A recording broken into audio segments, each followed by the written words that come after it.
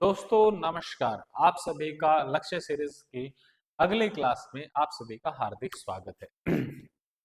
पिछली क्लास में भी हमने क्वेश्चंस किए थे, इस क्लास में भी हम क्वेश्चंस करेंगे और लगातार 20 दिन तक जितनी भी क्लासेस होंगी हम सभी में क्या करेंगे, बिना समय को वेस्ट किए हम क्वेश्चंस ही करेंगे। वो सारे क्वेश्चंस जो आपके एग्जाम में या तो आ चुके हैं या आने वाले हैं, अभी रिसेंट एग्जाम में आ सकते हैं। तो पहला क्वेश्चन आप देखेंगे यहाँ पे क्या है, average age of a man and his son is 40 years. एक व्यक्ति और उसके लड़के की जो औसत आयु है वो कितनी है, 40 है। Ratio of their ages is 11:5। Find the find the find the sons age. तो बच्चे की क्या बतानी है आपको, बच्चे की एज बतानी है। भाई बच्चे की एज कितनी होगी आप गेस कर सकते हैं, यहाँ से गेस कर सकते हैं। सीधी सी बात है भाई, आपको क्या दे रखी है, फादर, सॉरी बहुत ही ज्यादा मात्रा में क्या दे रखी है भाई, फादर और सन, इनकी एज दे रखी है भाई 11 क्या है 5। आप यहीं से एवरेज निकाल लो भाई, दोनों की टोटल एज क्या होगी भाई 16 होगी, बाई 2 करेंगे कितनी होगी भाई 8 ईयर्स। लेकिन उसने 8 नहीं दिया, उसने कितना दिया है 40 ईयर्स है। तो एक यूनिट की वैल्यू क्या रही भाई 5, तो 5 यूनिट की वैल्यू कितनी होगी, यही तो आपका आंसर है। फादर की एज पूछता तो क्या होता भाई, 11 यूनिट की वैल्यू कितनी होती है भाई 55 ईयर्स। कितनी होती है 55 ईयर्स। अगर बच्चे की एज पूछिए तो कितनी है भाई 25 साल। ठीक है, आपको बिल्कुल घबराने की जरूरत नहीं है। अगले क्वेश्चन की तरफ बढ़ते हैं। ऐसा ही क्वेश्चन हम कर भी चुके हैं, बार बार ये क्वेश्चन देखने को मिल रहा है। आप प्रिपेयर रहिए कि आपके एग्जाम में कम से कम एक क्वेश्चन ऐसा आने ही वाला है। शायद ही कोई साल होगा जिस साल ऐसा क्वेश्चन ना आया हो। फिगर बदल सकता है, आपको सर्कल की जगह स्क्वायर दे सकता है, रेक्टेंगल दे सकता है, ट्राइंगल दे सकता है, कोई भी फिगर दे सकता है, लेकिन इस कॉन्सेप्ट पे बेस एक क्वेश्चन आपके एग्जाम में पक्का आना ही आना है, इस बात को ध्यान रखिए। उसने क्या कहा, सर्कल के रेडियस को क्या किया गया, फिर डिक्रीज किया गया। कितना डिक्रीज किया है 50%। 50% को क्या लिख सकते हैं, माइनस लिखते हैं ताकि पता रहे क्या हो रहा है भाई, डिक्रीज हो रहा है। 50% को क्या लिख सकते हैं भाई 1/2, यानी पहले उसकी रेडियस क्या रही होगी 2, अब डिक्रीज होगी, एक डिक्रीज होगी तो अब कितनी आएगी 1। आपसे पूछा क्या है, परसेंट चेंज इन एरिया। तो भाई जब उसकी रेडियस 2 है तो उसका एरिया क्या रहा होगा, पाई आर स्क्वायर। क्या होता है भाई इसका एरिया, पाई आर स्क्वायर, जहां पे पाई क्या है कांस्टेंट है और जो वेरिएबल है वो क्या है भाई आर है। तो आर ही डिपेंड करता है, तो आर स्क्वायर करें कितना आएगा भाई 4। पहले रेडियस 1 था तो कितना रहा होगा 1। जो डिफरेंस है वो आप देख सकते हैं भाई, डिफरेंस क्या रहा है, डिफरेंस क्या है भाई 3 का है। कितने का है भाई 3 का है। कितना कम हो गया, 3 कम हो गया भाई। 3 कम हुआ कितने पे भाई 4 पे, और 3/4 क्या होता है 75%। तो कितना चेंज आएगा भाई 75%। आपको सिर्फ कुछ बातों का ध्यान रखना है। पहली बात ये कि आपको उस फिगर का, जिस भी फिगर का जिक्र करे, उसका एरिया पैरामीटर जो भी आपसे पूछेगा उसका फॉर्मूला आपको पता होना चाहिए। उसके अंदर कांस्टेंट को छोड़ के, जैसे इसमें पाई है वो कांस्टेंट है। एक लेक्चर में हमने पढ़ा था इक्विलेटरल ट्रायंगल √3/4 a², उसमें √3/4 क्या है, कांस्टेंट है। जो भी ऐसी फिगर्स हैं उस फॉर्मूले में जो कांस्टेंट है आप उसको साइड में रखिए, और जो वेरिएबल है यानी जिसके बदलने से आपका उत्तर बदल जाता है वो सब क्या है, वेरिएबल है। अगर उसका स्क्वायर हो रहा है तो आप स्क्वायर करिए, उसका क्यूब हो रहा है तो आप क्यूब करिए, उसकी पावर 4 हो रहा है तो आप उसकी पावर 4 करिए और उसके ऊपर कैलकुलेशन करिए। यही एकमात्र तरीका है जिससे कि आप बड़े ही बेहतर और आसानी तरीके से इस क्वेश्चन को कर पाएंगे। अगले क्वेश्चन की तरफ बढ़ते हैं। ये क्वेश्चन भी कुछ कुछ कैसा है भाई, बताइए कैसा है ये क्वेश्चन। ये भी आपके एग्जाम में आता है। इसमें क्या है, एक बड़ी फिगर में, यहाँ पे वो कुछ भी दे सकता है, एक बहुत बड़ी फिगर होगी और एक छोटी फिगर होगी। वो आपसे हमेशा ये पूछेगा इस बड़ी फिगर में कितनी ये छोटी फिगर्स आ सकती हैं, या फिर इतने कितने छोटे हिस्सों में इसको काटा जा सकता है। जैसे कि यहाँ पे उसने दिया है a cuboid, a cuboid is of measure 64 centimetre, 54 centimetre and 30 centimetre. How many small cubes of side 6 centimeter can be placed in the given cuboid।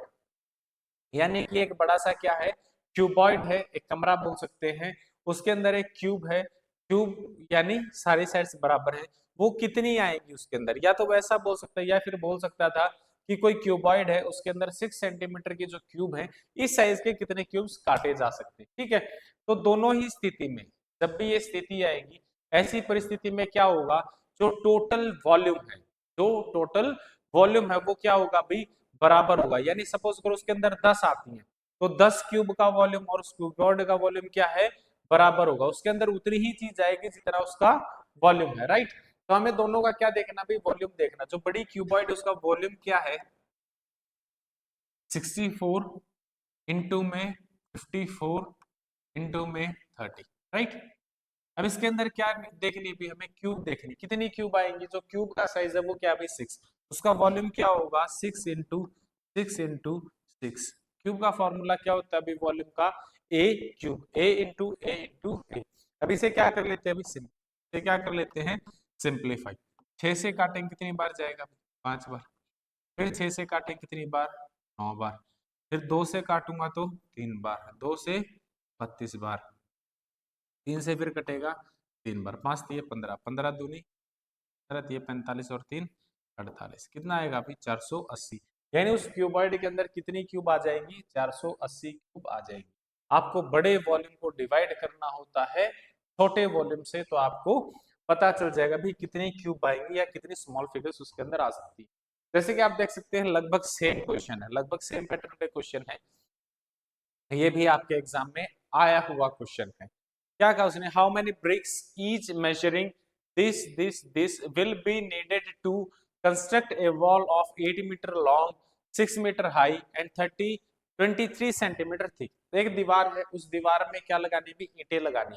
तो जो दीवार क्या है, बड़ी है, अब दीवार का वॉल्यूम ज्यादा होगा, जो ब्रिक है यानी ईंट है, ईंट का वॉल्यूम कम होगा। तो आप क्या करेंगे, इस पूरी दीवार के वॉल्यूम को एक ईंट के वॉल्यूम से अगर डिवाइड करेंगे तो आपको पता चल जाएगा भी इसके अंदर कितनी ईंटें आएंगी। तो हम क्या करेंगे भी, वॉल के वॉल्यूम से, वॉल के वॉल्यूम को डिवाइड करेंगे किसके वॉल्यूम से, ब्रिक के वॉल्यूम से, right.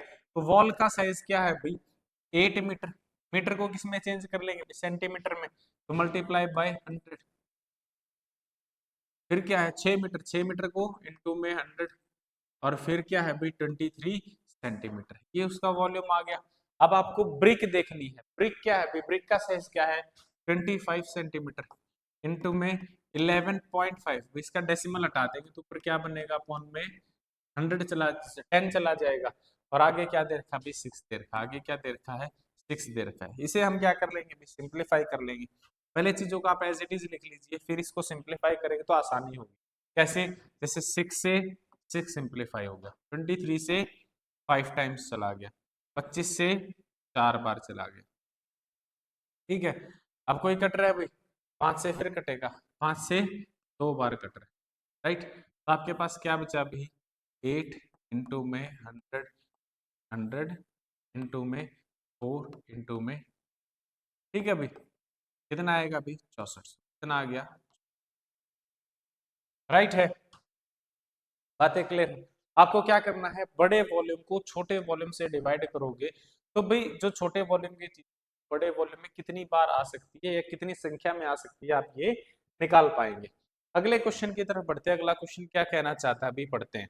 If A's income is 25% more than B and B's income is 20% more than C, by what percent A's income is more than C? उसने क्या कहा कि भाई जो A की आय है वो B से कितनी ज्यादा है, 25% ज्यादा है, और जो B की आय है वो C से 20% ज्यादा है। तो A की आय C की आय से कितने प्रतिशत ज्यादा होगी। आपको पहले दोनों में रिलेशन देख लेना। पहले किसका दिया अभी, A और B का दिया है। A और B में क्या रिलेशन दिया है कि कितनी ज्यादा है अभी, 25% ज्यादा। 25% को क्या लिखेंगे, 1/4। भाई A की आय B से ज्यादा है, तो B की आय क्या है भाई 4, और कितनी ज्यादा है ये A की आय 1, तो A की आय कितनी हो जाएगी भाई 4 और 1 5, राइट। यहाँ से A की आय कितनी आ गई भाई 4, और B की कितनी आ गई 5। फिर क्या दिया है भैया आपको, B और C का दिया, B और C का दिया, कितना ज्यादा भाई 20%। 20% को क्या लिख सकते हैं भाई 1/5, यानी C की आय कितनी है भाई 5, और एक ज्यादा यानी B की आय कितनी हो जाएगी, तो B की आय यहाँ से कितनी है 5, सॉरी B की आय कितनी है यहाँ पे 6, और C की आय कितनी 5, ठीक है। यही दिया है भाई उसने। This income is 20% more than this. तो आप देखेंगे भाई ए बी और सी, ए बी और सी, भाई ए बी का रेशो क्या है 4:5 और बी सी का क्या है भाई 6:5 है। तो भाई इसको क्या करेंगे बराबर करने के, तो कॉमन है उसे क्या करते हैं भाई बराबर करते हैं। इसको किससे मल्टीप्लाई कर लेंगे भाई 6 से, इसको किससे मल्टीप्लाई कर लेंगे भाई 5 से। तो करने के बाद क्या आएगा भाई 6 × 4 24, इसको करेंगे कितना आएगा भाई, और इसको गुना करेंगे कितना आएगा भाई, कितना आएगा भाई। ऐसा तो नहीं कुछ गलती करती भाई, हिज इनकम इज 25, बी की इनकम उल्टी ले ली भाई, बी की इनकम क्या ले ली हमने उल्टी ले ली। क्वेश्चन को दोबारा कर लेते, उल्टा लिख दिया भाई, क्या लिख दिया उल्टा लिख दिया। देखते हैं भाई दोबारा से देखते हैं, ठीक है।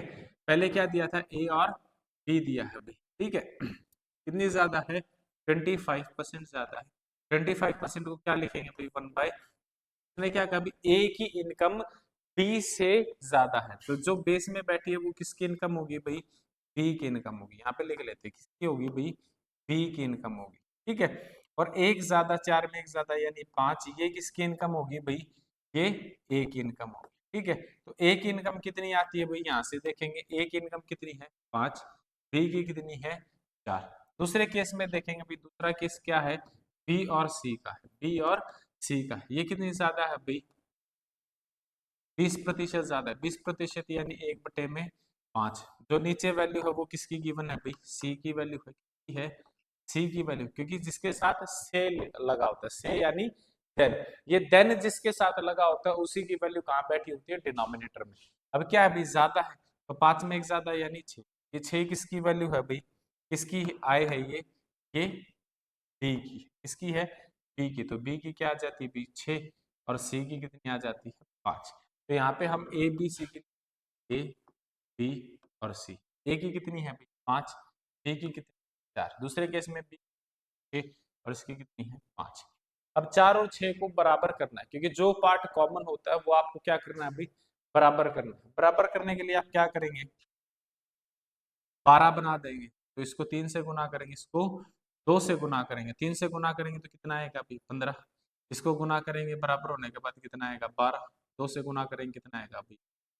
तो आपको ए बी सी तीनों की जो आय है उसकी रेशो पता चलेगी, कितनी आय भाई 15 12 और 10। आपसे पूछा जो ये ए की आय है, किसकी आय है ए की आय है, ये सी की आय से कितनी ज्यादा है, कितनी ज्यादा है भाई 5 ज्यादा है, कितनी ज्यादा है 5 ज्यादा है, कितने पे ज्यादा है भाई 10 पे, 5/10 यानी 1/2, 1/2 क्या होता है भाई 50%, कितना होता है 50% होता है। क्लियर है भाई। तो ऐसे सारे सभी इंपॉर्टेंट क्वेश्चंस और कॉन्सेप्ट्स के लिए आप हमारे साथ जुड़े रहिए। मिलते हैं आपसे अगली क्लास में, और अगले क्लास में मिलने से पहले आपको कुछ सूचना दे देते हैं। सूचना ये है कि भाई HPSC PGT के रिजल्ट लगातार आ रहे हैं, जिसमें से मैथ्स का जैसे इंटरव्यू हो चुका है, वैसे हिस्ट्री का आपका रिजल्ट आया हुआ है, हिस्ट्री का रिजल्ट आपका आया हुआ है, जल्दी इसकी डेट आ जाएगी। कॉमर्स का भी आने वाला है और केमिस्ट्री का भी आने वाला है। अगर आप इन सभी सब्जेक्ट्स के इंटरव्यू की तैयारी करना चाहते हैं तो आप अपने चाणक्य कोचिंग इंस्टीट्यूट से इसकी तैयारी कर सकते हैं। अगर आप यहाँ पे आ सकते हैं तो आप फिजिकली प्रेजेंट हो सकते हैं, जो कि सोनीपत के मॉडल टाउन में है। अगर आप यहाँ नहीं आ सकते हैं तो आप अपने घर पर बैठे भी तैयारी कर सकते हैं। उसके लिए आपको क्या करना है, आपको प्ले स्टोर पर जाना है और एक ऐप डाउनलोड करनी है, जो कि आपकी अपनी खुद की ऐप है भाई। ऐप का नाम क्या है, एडू चाणक्यन ऐप है। इस ऐप को डाउनलोड करिए, जैसे ही आप ये डाउनलोड करेंगे आपको ये सारे कोर्सेज अवेलेबल हो जाएंगे। इसके साथ ही कुछ ही समय में, कुछ ही दिनों में नव वर्ष नया साल आने वाला है, और इस नए साल के उपलक्ष्य में चाणक्य कोचिंग इंस्टीट्यूट सभी तैयारी करने वाले बच्चों के लिए एक बहुत ही बेहतरीन और बहुत बड़ा तोहफा लेके आने वाला है। तब गेस करिए भाई ये तोहफा क्या हो सकता है। मिलते हैं आपसे अगली क्लास में, तब तक के लिए धन्यवाद। जय हिंद, जय भारत।